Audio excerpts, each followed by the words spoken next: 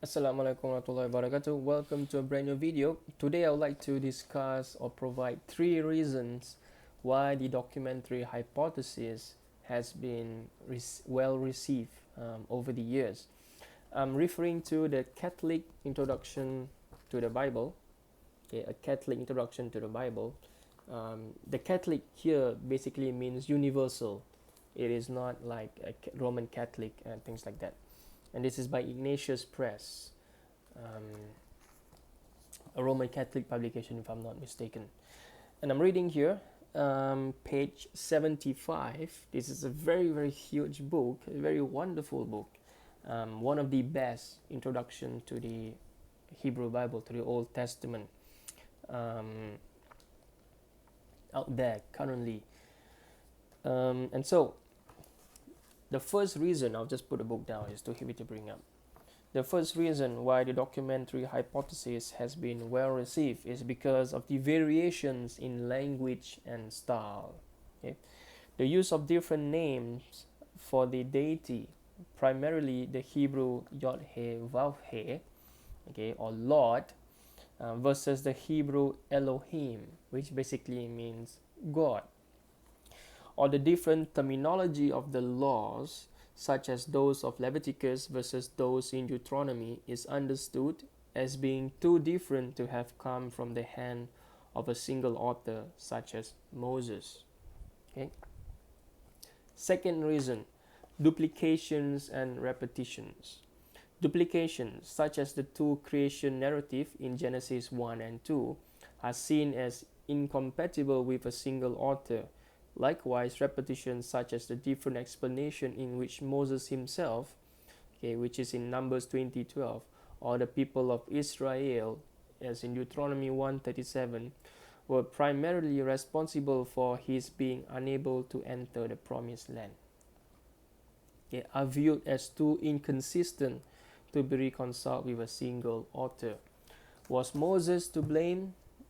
Okay, did he strike the rock and angered God, as in Numbers, and that is the reason why he is not able to enter the promised land?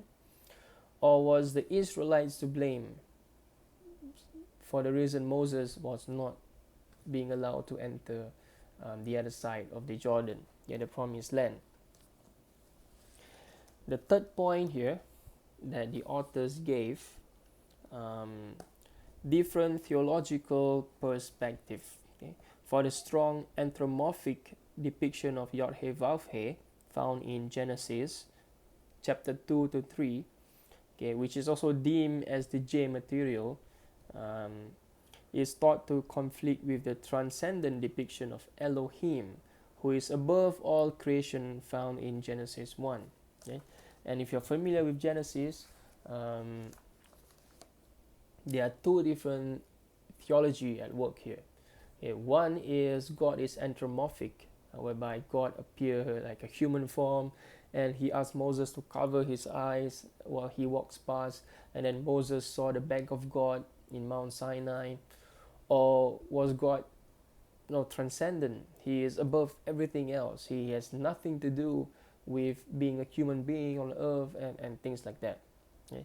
And the anthropomorphic depiction of God in the Pentateuch has influenced the Christian understanding, whereby God can become a human being, and this is somewhat neglected in the study of a lot of the study of how Jesus became God and things like that. Okay, because this anthropomorphic understanding, okay, is actually widely understood by the Hellenized culture, even the Greeks, the ancient Greeks and things like that. But it is also found in Jewish scripture. Okay? Before there was an Old Testament, there was the Hebrew Bible, okay, the Septuagint, the translation of the Hebrew Bible, and that is what the Greeks speaking Jew would be reading. They will not be reading the Hebrew. Okay, the Hebrew text, as far as research shows, were only prominent to be used in synagogues and mostly used by the high priest and things like that, because the Hellenized Jews were reading the Septuagint, the Greek translation, because Greek was like a lingua franca. It's like modern day English. Okay, and today a lot of Muslims themselves do not read the Arabic because they don't understand the Arabic. Okay, they don't know how to read the Arabic and things like that. And so these are the three reasons why. You can go on and read, but I'll just like to share with you the three reasons why the documentary hypothesis has been well followed. Now I'd like to actually venture into discussing about the documentary hypothesis. Okay. What is a documentary hypothesis? The documentary hypothesis is the belief not first made famous by Julius Wellhausen, because when he read the Pentateuch, he believed that there's many different theological ideas. The language is different. The depiction of God as anthropomorphic and as transcendent, it is different and contradictory, as well as the language, whether it is Yahweh or whether it is the word Lord and God, which one is being used. The creation story in Genesis, for example, was Mount Sinai referred to as the place where Moses received revelation, or was it Mount Horeb, as in Deuteronomy, for example? Did Moses see God in Mount Sinai, or did Moses not see God? Did the Israelites hear God because they were peeping over there trying to hear what Moses was discussing in the mountain, or did they not hear what God says to Moses and things like that? How many of the commandment was given, because Moses broke the commandment, and then there was a repeat in the narrative, so was the commandment given twice, and things like that.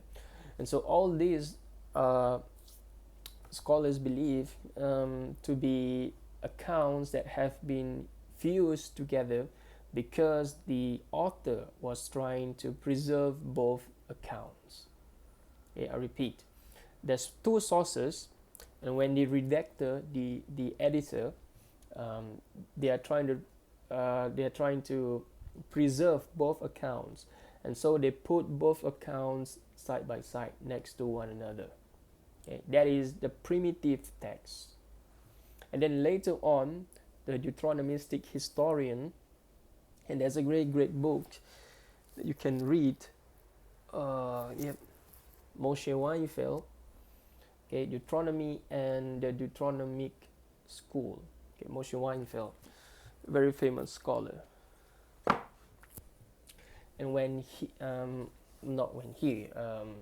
but basically what happened was that the redactor, they put the two accounts next to each other, and because they were trying to preserve the accounts. Okay, that is the best explanation that scholars have given. Because there's no other reason why to put two contradictory accounts. And the fact is, I believe, and most scholars actually believe, that they know that the accounts is different, but they are just trying to preserve the account, and that is why they still included in the account. Now, the same argument can be used for the church fathers later on.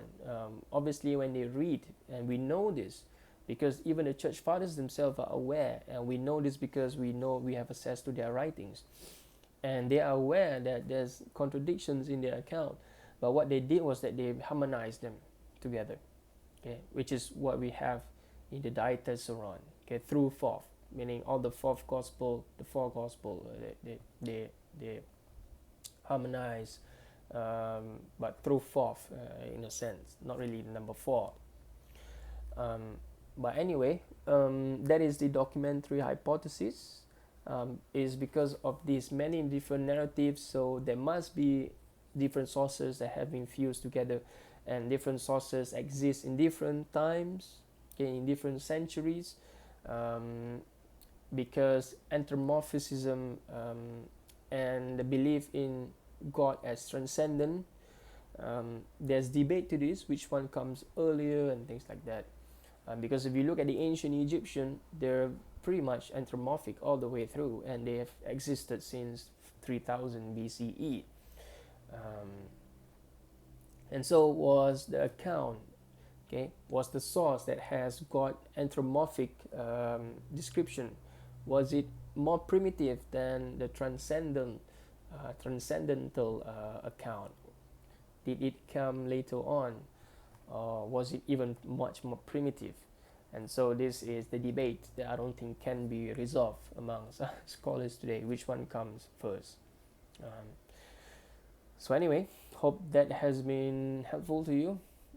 We can get into a discussion of the documentary hypothesis, but I recommend you books by Joel Baden, Moshe Weinfeld, and Christine Hayes has discussed this as well in her Introduction to the Bible, published by Yale University Press. Michael Coogan discussed about this in Oxford University Press, Introduction to the Old Testament. Again, Catholic Introduction to the Old Testament as well. Cambridge Introduction to the Old Testament, okay, that I have here. This is Thomas Arnold, Bill T. Arnold, okay, my mistake, Bill T. Arnold,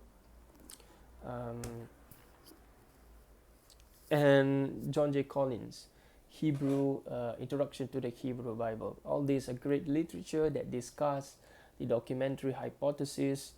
One more is Joseph Bleckenshop, the Pentateuch, as part of the Anchor Yale Bible series, commentary series. He has written a wonderful work also, I believe. But anyway, I'll see you on the next video.